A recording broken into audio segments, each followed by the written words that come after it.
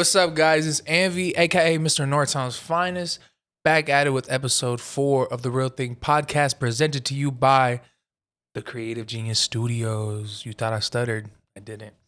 But yeah, man, we're back at it with episode 4. We're coming off 2 interviews with 2 or 3 of my friends. I don't know. Lately, I've been in this mode where I just kind of want to just talk to my friends. Obviously, I want to bring in more and more people with like more followers, more creative stuff that they're doing. I have an interview lined up with the homie I've known for, I want to say about 4 years now. It's crazy to say 4 years because time just goes by like this. But when you're busy and you're always moving, shit just happens and the time always goes by. So I'm really excited about that interview coming up soon. And yeah, I'm excited for you guys to see it. But hopefully, you guys have been liking the content I've been making with some of my friends. The DJ I5 interview. Man, those reels were really fun to make. And they did a lot of traction. A couple collab posts here and there. And that's what it's all about. I didn't mean to, but right now, so early, I'm just tell y'all free game. Collab posts. If you are trying to build something or trying to come up, you got friends that fuck with you that have platforms. Even if they don't, just collab. You never know. You guys might blow up together. And I know that interview with DJ I5 got a lot of eyes on me now. I went to Substance with him, a club out here in Vegas. And I went right after the episode came out, and then we were in the green room, and people were like, "You're the guy from the podcast." And I was like, "Damn," because I'm not used to hearing that anymore, or yet. Because I'm so used to people saying, "Oh, you're the rapper guy, you're the rapper guy," and like I ain't dropped music in so long, and I just been podcasting. So to hear people say like you're the podcaster guys, it's kind of a trip, but I do appreciate it, and I can't thank people like the Creative Genius Studios, CC, and everybody who's been thinking about me and showing love and support to the platform and the program we got going on. So thank y'all so much, man. I hope y'all enjoyed the one with the homegirls. That was a lot of fun. We were kind of a little bit nervous because they're not really social media types. I mean, they post, but they're not like me. Like I'm in front of this camera out here showing y'all everything, telling y'all everything. They're not. So it was kind of, we had to break through it. I know towards the end, they were more comfortable and the conversation just flowed better, especially because I had topics. Topics were a lot of fun. But other than that, yeah, I hope you guys really enjoyed it, and hopefully they got those fight picks correct. At the time of this recording, UFC 320 is about to happen this weekend. Got my Alex Pereira shirt on, that's what we're going for. He's probably gonna lose, but it's still my boy. But yeah, man. Other than that, let's get into some topics. So I ain't gonna lie, bro. I went out. I had a good time on Friday. It was the homie Demetrius' birthday. Shout out Meat. But my girl had a cousin come into town. We went out to dinner with them. We had some soju, a little bit of, and then went to Demetrius' house. We had a couple drinks here and there. Took like 6-7 shots. 6-7 shots of tequila. And I had a great time. Shout out Meat. He's always a great host. His mom always cooks the best fucking food. The parties, the vibes is immaculate. The music is amazing. Always. I love Meat's parties. So I drank a little too much. So I woke up the next day with a mini hangover. And I slept late as fuck. We got home at like 4 in the morning. So woke up late. Slight mini hangover. I roll out of bed. I look at my phone. I get this big ass text message. And it just let me know that my homie got diagnosed with Mandilonitis. Mandilonitis. And if you don't know what that is, it's basically the homie a mandilon. And I don't know if there's any cure other than just breaking it off or standing up for yourself. I don't know. But basically a mandilon is like somebody whose woman has him by the leash. And the homie told me he's diagnosed with Mandilonitis. And, I wish him a speedy recovery. But he sent the biggest fucking paragraph you've ever seen in your life. And it looked like terms of service agreements from Apple. I woke up tired as fuck with a slight hangover to that big ass paragraph. I told him I'm not reading that shit. Palabra way. Without saying too much, there was a little situation. Some context was given. And this big ass paragraph felt like it wasn't from him. Felt like somebody might have either wrote it for him, made him type it out and approve it, whatever the fuck. I looked at it. I said, "This fool's a mandilon. This fool weak as fuck." I just left. I didn't. I left it at that.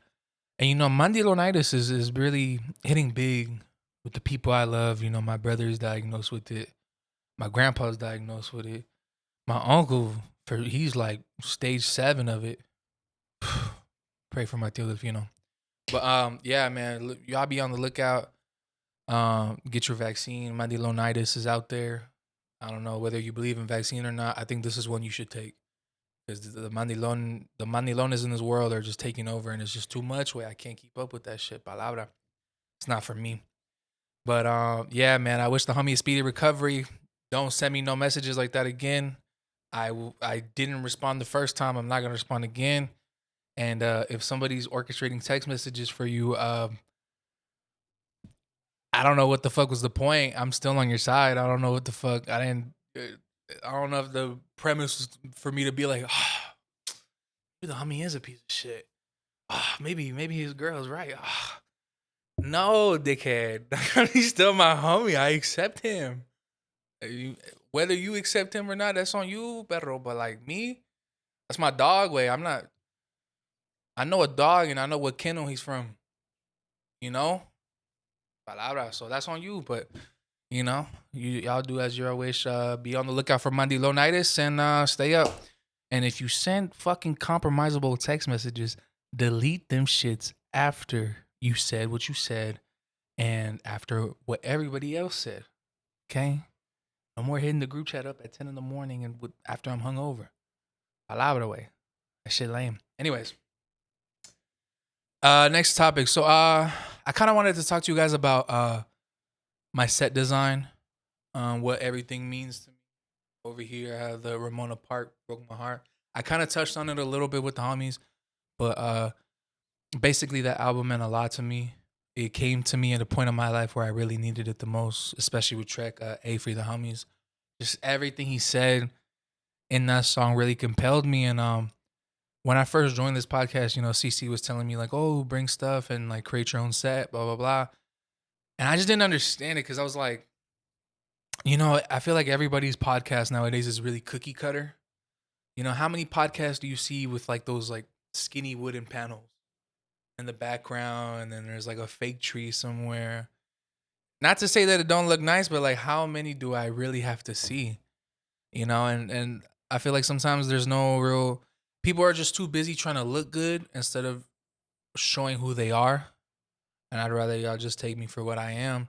So yeah, that album meant a lot to me. I got a picture of my grandma right there. She passed away in 2021.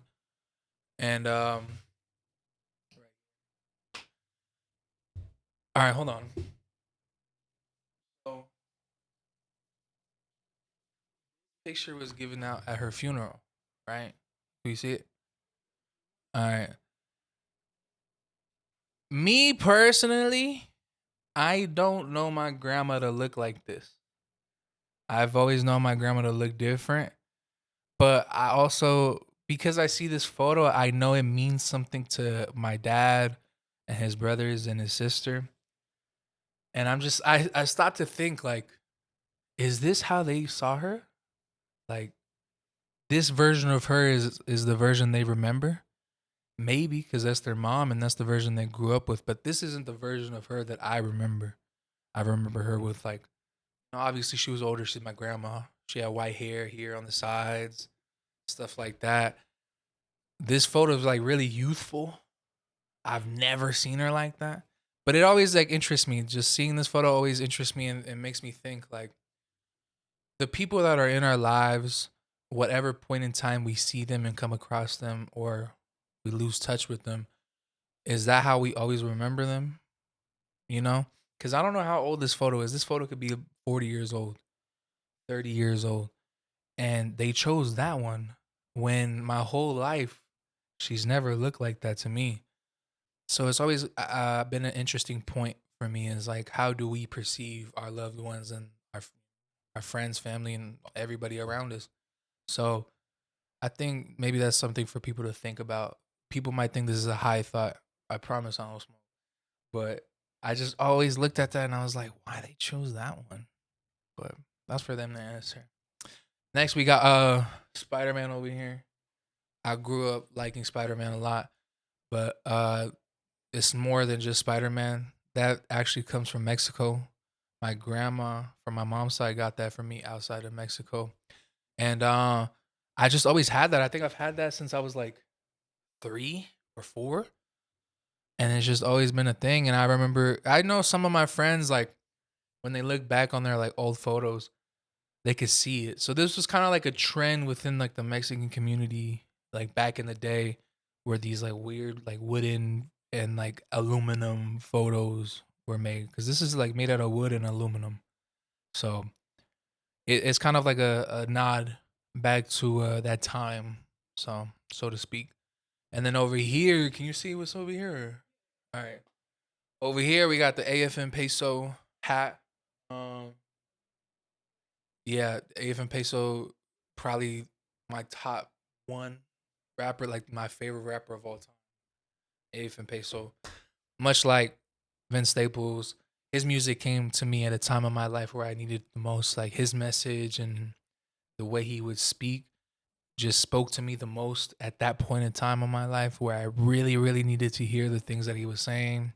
Whether it was like, man, focus up, get this money, stop worrying about women, doing this, and that. At a time where, because I'm the oldest, so I don't really have anybody to look to or like have advice for. So at a time where I needed it the most, I had just heard this shit and just rewired my brain of like what the fuck I needed to do. So I always stuck with that him, his music, every album. He's the reason why this shit is called the real thing. Used to say that shit a lot, you know. It just AFM Peso is like up there. It's like my goat. Everybody, you know, you could throw your goats in there in the conversation, but that's for you. You know, everything is subjective. Your fucking Biggie and Tupac don't always have to be in your top two. That's come on. How many of y'all really listen to that shit every day?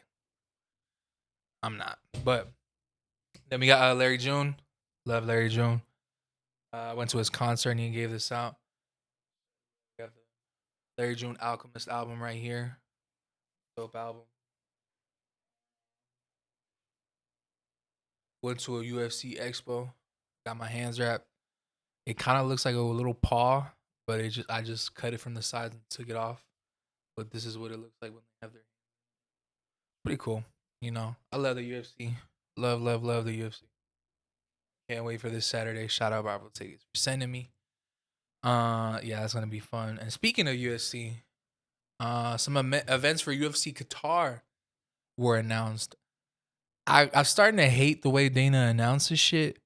The fool just went on Instagram Live and was like, "Hey, these guys are fighting," and that was it. I don't really like boxing. It's kind of boring to me, but I have to give credit where credit is due. Boxing does handle fight promotions way fucking better. Like the fight promotions, the trailers for fights look like movies.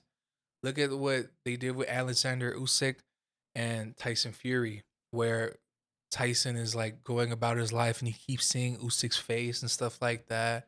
There's always like some type of form of cinema when Bivol and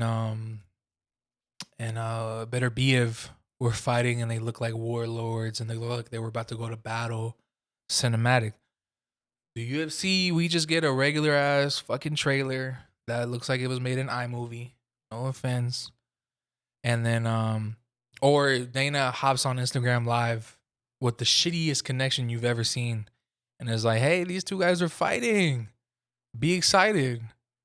So, yeah, the way the UFC handles fight promotions is pretty much bottom of the barrel, but today he announced Arman Sarukian versus Dan Hooker at for the main event of UFC Qatar in November 22nd. And I'm gonna be honest with you, I'm really excited for that one. I think on first sight, I think that's like a really easy matchup for Arman. But MMA math, it doesn't usually add up. But Arman and Dan Hooker are fighting. Dan Hooker fought Gamrot. Dan Hooker beat Gamrot. Gamrot fought Armand. Gamrot beat Armand. So it's kind of like, we're about to see this weird triangle right now. So we'll see. I'm excited for that matchup. And then we got Bilal Muhammad versus Ian Garry. Welterweight bout, co-main event. I feel like they dropped the ball on that one. I was really hoping for Bilal versus Usman. Usman Bilal went on Usman's podcast and they had these words and they got into a little altercation. They talk about it a lot that all this shit was caught on camera. They had a scuffle. They fought. Bilal says that Usman was crying out of rage and stuff like that. Seeing a grown man cry over a podcast is kind of crazy. And they never released that footage. I thought they were going to release that footage back in December of last year, but they didn't. For whatever reason, they didn't do it. And I think they're just waiting until they actually fight for them to actually release it. But they haven't fought. They haven't released it. They haven't done shit. So honestly, we're just waiting on that. But I feel like they dropped the ball. I think Ian is going to lose that one just because he has like a Wonder Boy style of fighting, and Bilal already beat Wonder Boy. So I'm just fighting Wonder Boy Jr. It's the same shit to me. So I think Bilal wins that, and I think Arman Sarukian wins that. And it's going to be pretty boring because they're both just grapplers trying to grapple you and smother you to death. They're not exciting like a Marab. But yeah, man, it's pretty exciting matchups. I was really hoping he was going to announce the main event for, I think it's UFC 322. No, 323, because that's in December. I was really hoping he was going to announce the main event for that because it's rumored to be Volkanovski versus Lerone Murphy. But I think, here's my bold prediction. I think Lerone Murphy and Movsar Evloev are going to fight for the interim featherweight championship because Volk is too busy shooting the Street Fighter movie. We keep seeing more and more photos of that.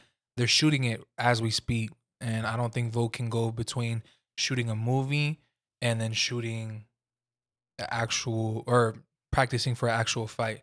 So, yeah, my prediction: Lerone Murphy, Movsar Evloev for the interim belt. But since we're on the topic of UFC, let's talk about some UFC merch. In this segment, I like to call Get Fly. So, I haven't really seen anything fly this week. Not gonna lie, it's only gonna get worse from here. We're gonna talk about some UFC merch. So right now, can the people see? We have Alex Pereira's brand new custom shorts. All right, let's talk about them. You zoom in a little bit. All right, so right here on this half, that's like the old short. So that was just all around. But now they customized them and made it half the old short and half the new shorts. Cheetah print right here. This cheetah print, colorful cheetah print, is the new part of the short, and I'm pretty sure these are his non-championship shorts because his last name isn't in gold letters. There's little shit like that I noticed, but it's not in gold letters. So I'm pretty sure these are his non-championship shorts, and I don't fucking like them. Keep it G. Because to be honest with you, the problem with UFC merch is it looks like fucking merch. I don't want to be at the pool. I don't want to be at what we got, Cowabunga Bay. I'm not trying to be at Cowabunga Bay with these shits on. Palabra way. That's the only place you could wear them. You imagine going to the gym and seeing somebody in these shits putting up 215 or some shit like that, 225. Palabra way. That shit ugly as fuck. I'm not wearing that shit. It only looks good on the fighter. That's the problem. These shorts only look good on the fighter. And I'm telling y'all, UFC merch is some of the ugliest shit you will ever see. We're about to get into it right now. The reason why I like Full Violence so much is because their UFC merch does not look like UFC merch. I don't think people can see this shirt and be like, oh, that's a UFC shirt. It just looks like some tribal shit. But at the bottom, Full Violence. Shout out Full Violence. So, all the shorts are made by Venom, which is a sportswear company. Usually they specialize in MMA, so they have like MMA clothes, MMA gloves. It's just like dry fit shit. Gloves, boxing gloves, shin guards, all types of shit, right? So this is UFC Venom official shorts. Boom. I thought it was weird as fuck that the UFC decided to rip off the Venom shorts that are already officially made and licensed by Venom and UFC. The UFC made their own knockoff versions of that. So, can we go next slide? I think the next slide is just the short. Yeah, just 1, 2. Better look at the shorts. Then let's go into the third one. What the fuck is that? Bruh. Can we go back to the second one? Look at the color. Look at the vibrance. Look at the life. The purity, the authenticity, the story behind it. And then can we go to the next one? This shit looks like the color of ground beef. What the fuck is that? And we're supposed to wear this shit? Where? I'm not. If you wear this shit, you should be on a registry. Palabra way. This shit is terrible. Are you wearing this to the fucking chum bucket? Fool, this shit is swaggerless. The people behind the UFC's merch design team are swaggerless monkeys. I'm telling you. Look how they dress. Would you dress like them? Probably not. And look what the fuck they're doing. They're knocking off their own shit. If you can't beat them, join them, I guess. But this is some shit I'd see in a Temu ad on Instagram. And it's right here. It's on the official UFC website. This is where I ripped it off. And it gets worse. Because it's not just the shorts. Cece, can we go to the next one, please? What the fuck is that? Where am I to wear this all over print hoodie to? Where? Who's wearing this? Who's going in public and wearing this shit? And this is what big ass UFC letters right in front of it. I'm not wearing UFC merch. I'm not gonna be your billboard. I'm sorry, way. And it sucks because their clothes are the Venom UFC clothes are really comfortable. I have a UFC jersey. I feel like sometimes it's a little corny, but that bitch is comfy, way. Like I be at the crib, I sleep in that shit. I go to the gym, play pickleball in it. It's comfy, way, but I kind of look a little corny because it's like nobody wants to be the tough guy or present themselves as the tough guy. And I'm wearing fucking UFC. It looks corny, way. It's not like I see people in soccer jerseys and I'm like, oh, that's a chill guy. People see me in a UFC jersey and like, oh, that fool trying too hard. I'm not. That shit's just comfy. But I'm not wearing this shit, way. I'm not wearing ground beef on my sweater. Go to the next one, CC, please. What the fuck? We're going sleeveless? We're going hoodieless? Who's wearing? I'm not wearing this to the work barbecue. It just gets even worse. Because I'm telling y'all, these custom shorts are cool. Can we go to slide number 2? Look at the vibrance. Look at the color. Look at the authenticity. There was enthusiasm behind this design. People were excited to make this shit. Go to the next one. 3. People had quotas to make. That's what the fuck this is. It goes from excitement to meeting quotas. At some point, it goes from quality to quantity. We're just focused on quantity right now. We get shitty ass fight announcements. We get shitty ass merch.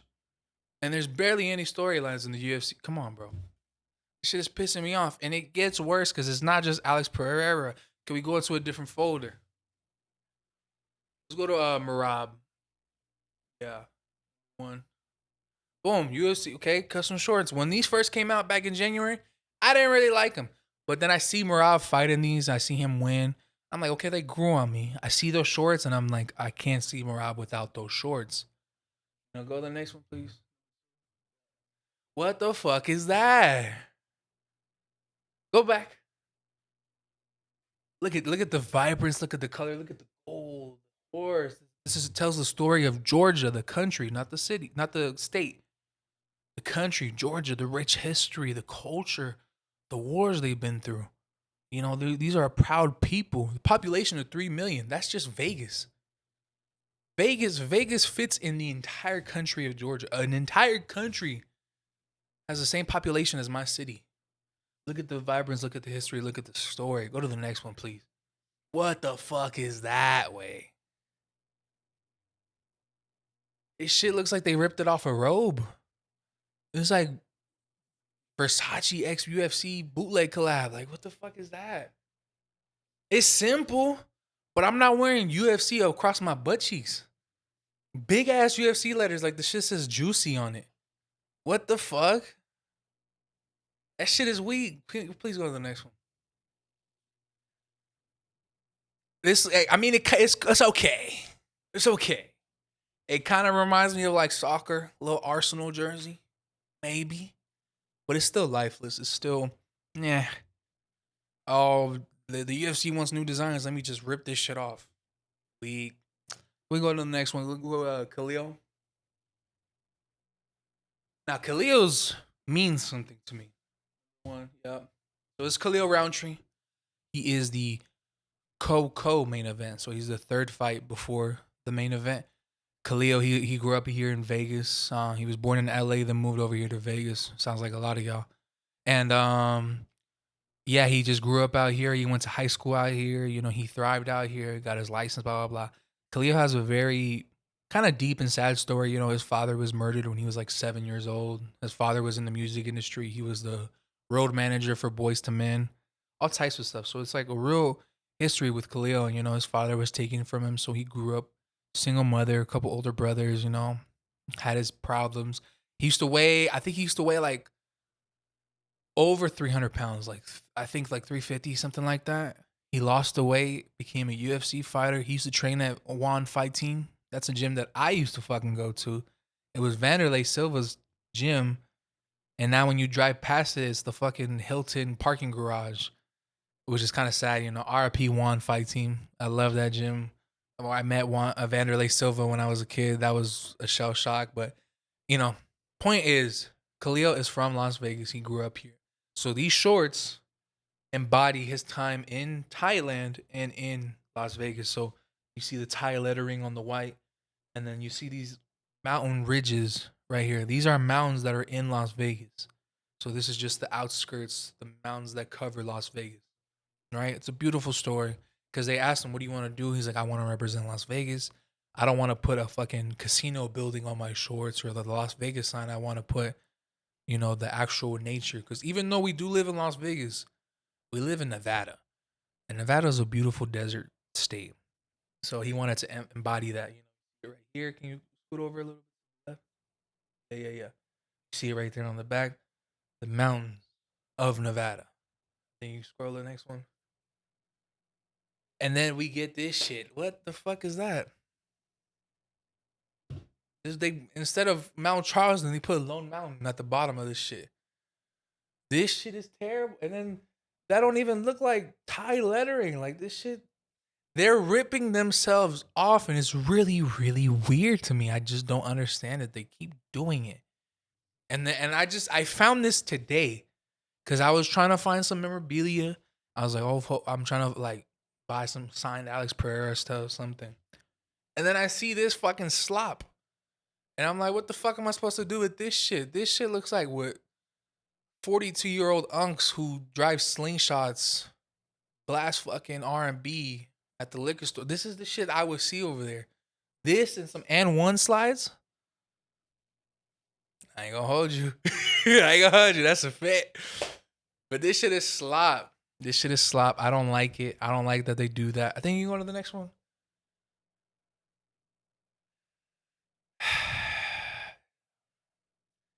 It went from Thai to like Hawaii vibes. I don't know. I mean, I'm not wearing it. I'm just not a fan of just big ass branding on my shirts. Y'all saw it when we were talking about the Gucci collection the last episode. I'm not a fan of just branding on it. It's not my steez. Go to the next one. This is you, and this is who she tells you not to worry about. Hey, I don't want to be the one to tell you. Moving on. Yeah, so that's Get Fly. The month of October is not really fly. I saw the Jordan releases. I didn't even want to add it onto here. They fucking chopped a Jordan 1 to look like a slide. We're not wearing that shit. We can't get fly to that shit. So I just left it. But I did speak on Wanderlei Silva a little bit, you know. Shout out One Fight Team, RIP to that gym. Great gym. But I mean, by the time this comes out, it's gonna be a little dated, but it's okay. We'll talk about it. Wanderlei Silva had a boxing match this past weekend in Brazil, and that fight ended in disqualification. You know, he was dirty boxing. He was kind of doing little headbutts, little elbows, this and that. And if you don't know Wanderlei, his nickname is the Axe Murderer. You know, he had a lot of success at Pride over in Japan, and he didn't really have success in the UFC. He was kind of just a name. He had a viral moment with Chael Sonnen on the Ultimate Fighter season that he was on, and then went on to Bellator. Got knocked the fuck out over there. Wanderlei is very, very chinny. And when I say chinny, that means he's very easy to knock out. So the headbutt happens. The referee calls out the fight. His opponent's team gets in the ring, and they're like, what are you doing? Why are you throwing headbutts? This and that. And they get into this little confrontation. So the left side comes out, and then all of a sudden the right side comes in too. So then this big ass brawl just ensues, and everybody's just duking it. Wanderlei kind of tries to stop it. His opponent's son makes eye contact with him and just pulls and swings, knocks him the fuck out way. His head just cocked back and he just laid out. His body was just there on the fucking mat. And they had to like pull his arms up and pull him that way. It was crazy. It was the craziest shit I've seen in a long time, especially in professional sports. But then today, it looks like he might be banned from ever boxing again, which is crazy because he's banned in competing in Nevada because he was supposed to fight Chael Sonnen for his season finale of The Ultimate Fighter, and they wanted to drug test him, and he kept refusing. And at that point, they just took it as, you're hiding something, so we're going to ban you from competing in the United States and in Nevada. I think the United States period lasted for about 5 years, but I think he still cannot compete in the state of Nevada as per the anti-doping regulations. And yeah, so that was kind of like the end of Wanderlei for me, especially as a youth. I think that's what caused the gym to go under. Maybe. I'm just making assumptions. You know, he couldn't fight here anymore, so what's the point of training here? You know, and then rent keeps going up and up. They tore down that warehouse building, and now it's a fucking parking garage. It's kind of sad. You know, it went from being a cool gym to the Hilton's parking garage. So take that as you will. But Wanderlei Silva, crazy motherfucker. When I met him, he was super cool. Speak nothing of English, just Portuguese, and I can't speak Portuguese. I only speak Spanish and English, so we were kind of stuck right there. It was kind of at a loose end right there. But the sport that I love is getting more and more global. I saw HiddenNY post Alexandre Pantoja talking about how Pantoja's dad left him. And when Pantoja won the belt, he was talking about, he got on the mic and he said, are you proud of me, Dad? Do you love me now, Dad? And it was just kind of just talking out there to him because his dad abandoned him. And he's like, oh, man, I'm a world champion. I hope he's finally proud of me and wants to be in my life. And he hasn't. I ain't gonna hold you. He still ain't come back. Fucked up, but it was dope to see HiddenNY post about that and just highlight that because, you know, it's there's a lot of storytelling in MMA. I know people think it's just two guys in a cage just duking it out, going crazy, but when you really get to know these people, know their stories, it can get really sad and it also can get really weird. Earlier, I brought up Ian Garry. Ian Garry's from Ireland. What the fuck is he doing with the last name Machado? I'm gonna tell you why his last name is Machado. Machado is the name of his wife's ex-husband. Well, he took his wife's ex-husband's last name, put it into his, because his wife has a kid with the ex-husband, and Ian Garry has a kid with that wife. And he said, I don't want my kid to feel separated from his brother because of a last name. So he took on his wife's ex last name. I'm not doing that shit. That shit weak as fucking weird as shit. People call him a cuck. You know, sometimes they'll make little memes of him having a little chair in the corner. I saw somebody make a joke. It was like when your barber's cutting somebody else, so you got to sit in the Ian Garry chair. You're just watching your barber do his thing. But yeah, it gets weird and it gets funny. So we go from Pantoja not having his dad to Ian Garry being Ian Garry. Weird as fuck. So MMA is a very interesting sport. So I hope y'all start to like it and get into it a little bit more after I'm here. But speaking of fighting, we got the girls fighting. We got Cardi B and Nicki going at it. You know what I'm saying? It's getting a little crazy, it's getting a little wordy, it's getting a little too personal for me. Palabra, way. I saw today they were talking about each other's kids. Their kids, like making like little funny lullabies about how one claps spoons together and how the other one, her mom doesn't like her because she's black and weird shit. And now everybody's coming out because at first it started with Cardi B. Cardi B leaked a phone call that she was having with Ice Spice's manager, and she was threatening to beat up Ice Spice and cause all this type of damage because I guess Ice kind of dissed her. She said this bitch is built like an ant, ew, on a song, and she took it for what it was and started trying to beef with her. Nothing happened, but people go back to that moment in time, like because he said, "Oh, she's about to do this Empire State thing," and then Cardi goes, "Oh, she's in New York." So people went back to go look for Ice Spice at the Empire State event. Ice Spice had a knife the whole time, and people didn't really catch it. Nobody talked about it. It didn't go viral, but she's holding a knife the whole time like this. Even holding the award, you can still see the award and the knife like right here. So she took those threats literally. I ain't gonna hold you. Cardi B crazy as fuck, so I believe her. I would take those threats personally too.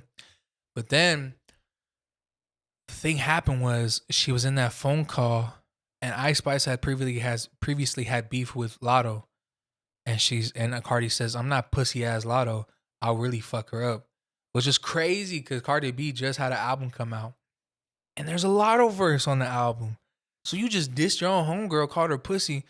But I don't know if it's really a diss because sometimes you know your own homies. Like, sometimes you just know if the homie not like that for real. I've been with people, I'm like, man, if we get pulled over, I'm fucked because he's here. There's some people you just don't do certain shit with, and there's some people you just know they're not really down to go the full length. And I think she just looked at Lotto and was like, yeah, she's not cut like that. So they had this little altercation, and people were calling Cardi weird because she's like, I think she's 38. How old is she? 35? No. Yeah, I don't even want to get on my phone. She's 32. 32. You're right. You're right. You and Cardi B? Yeah, that sucks. I have the same birthday as Drake. All my homies be like, "Oh, happy birthday to Drake." But all right. So people are like, "Oh, she's 32 beefing with a 24-year-old. That's weird." But oh no, she's 25. No. Now she is 25 'cause she's born 2000. Yeah, so they're like, that's weird. You're 32 beefing it with the 25-year-old over lyrics and this, and that. And then here comes Nicki Minaj calling her Flob, calling her Barney B, all types of stuff. They're going back and forth at it. Then fucking JT gets in it. And then Cardi B's sister Hennessy gets in it. And they're like, bitch, you're mad at Cardi because she took you off WAP because you couldn't get the hook correct. And JT's like, bitch, you've never had a job. What the fuck do you do? How you get money? And then today, JT talking about Saucy Santana, calling him a trick, and he paying for this and that, and he chose being at the hookah bar than being at the studio, and it's crazy as fuck. The girls are fighting, the girls are beefing it right now. It's back to back beefs. Last year we had Drake and Kendrick, and this year we got again. We've always had this since like 2018, but it's back again. Cardi and Nicki. And it feels kind of weird talking about it because, like, I'm a male and that's women business. But it's rap. And I love rap. So, yeah, they're just beefing it, going crazy. And then the craziest thing I saw, okay, I saw it with my own eyes. This isn't speculation. I saw it, way. So, Cardi B's sister, Hennessy, has an old Twitter account that she didn't deactivate, delete nothing out of. I don't know if she can get into it or not. Basically, in this old Twitter, there's old photos of them like, oh, these bitches just dumped us, blah, blah, blah. There's old tweets, this and that. In one of those photos, there's a photo of Cardi B at the hospital. And she goes, "Oh, she's ready." And then the next one is a picture of a baby. And it's like, "Oh, she falls asleep whenever she's in my arms, blah, blah, blah." So now people are speculating that Culture isn't really Cardi B's first kid. Cardi B had a kid and then gave it away. She knew she wasn't a fit parent. So it's kind of crazy because it's crazy and it's controversial because of who she is and the way she presents herself as a mother. She said, "I'm not gonna fault a mother for doing the right thing." And I was like, you know what? Yeah. Because even though it is crazy, like, "Oh, you're Cardi B, you gave up a kid." When you look at the timeline of when she gave up the kid and where she was at that point of her life, she was still stripping, being in the streets, doing her thing, running through shit. That was her life. And she realized she wouldn't be a fit parent. And that's not fair to that kid, you know? And good on her for being intelligent enough to realize that, you know what, this child will be and have a better life over here, better off right here. What she does now with that child, that's her business. I don't know. Maybe, she's rich now. She might send a little money over every month, every week, every day. Like, "Hey, I'm on now. Take care of the kid, help you out." But that's her business. It's kind of crazy though. But yeah, just to see that they're all cool now. Not cool now. They're all beefing in a way. Like they're going crazy about it. And thank you so yeah, they're going crazy about it and just beefing it with each other, exposing each other, leaked messages, leaked phone calls, stories, this and that. It's honestly insane, and I never really predicted that. I don't think anybody could have. And all stems from Cardi B leaking a phone call. Has she never leaked that phone call, shut the fuck up, went on about her tour, her promo run, and this and that, she would have been fine. But then she opened up Pandora's box, and now it's on her. So, what can we say? I think right now, the only thing we can say is I'm kind of a spiritual person now. At this point in my life, I started to believe more and more different things. So it's 2025, and if you pay attention to the Chinese calendar, Chinese New Year, this year is the year of the snake. And I just feel like so much was getting exposed this year. All the Diddy shit that happened earlier this year, this Cardi and Nicki shit that's going on, fools is beefing it about this and that. People's truths are finally getting exposed, and we're finally getting a real look into the industry and like what it is. Because for so long we've had this facade of like, oh, everything's perfect. Down to I'm looking over here, I see Mary J. Blige over there. She got exposed this year for fucking with a minor, like back in the day. I don't know if people remember that shit, but she was fucking with like a young artist when he was like 17 or some shit. And she was like 30 something. Like people are getting genuinely exposed this year, and it's like it's crazy. It's really eye opening that this year, which so happens to be the year of the snake, is the year that everybody decides to tell their truths and really come about shit. Everybody getting exposed. You know, what happens in the dark always comes to light. You know, so the best suggestion I have for everybody is just to live a truthful lifestyle, and you'll never have anything to worry about. Can't nobody expose you if everybody knows the truth, you know? But this is the industry, so there's a lot of facades, a lot of images to uphold. And y'all do what y'all want with that information, but that shit ain't for me. Uh yeah, let me